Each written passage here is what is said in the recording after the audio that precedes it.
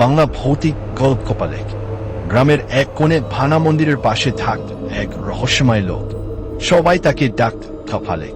মাথায় লাল কাপড়, গায়ে হাড়গোড়ের মালা, রাতভর আগুন জ্বালিয়ে মন্ত্র পড়ত। লোকজন বলত কপালেক মানুষ নয়, সে সব দখল করে শক্তি অর্জন করে। একবার গ্রামের কয়েকজন তরুণ কৌতূহলবশ রাতের আধারে মন্দিরের পাশে যায়। ভেতরে গিয়ে দেখে কপালেক একটা মৃতদেহের পাশে বসে আছে। তার ঠোঁটে অদ্ভুত মন্ত্র আর হাতে মানুষের খুলির বাটি। খুলির ভেতর রক্ত লালচে আলো ছড়াচ্ছে। তাদের মধ্যে একজন ভয় না পেয়ে চিৎকার করে বলে ওঠে, এসব ভণ্ডামি, আমরা দেখাবো গ্রামের মানুষকে। কপালেক ধীরে মাথা তুলে তাকায়। তার চোখ দুটো জ্বলজ্বল করছে আগুনের মতো। সে হেসে ওঠে, তোমার কপালেই আজ লেখা আছে মৃত্যু।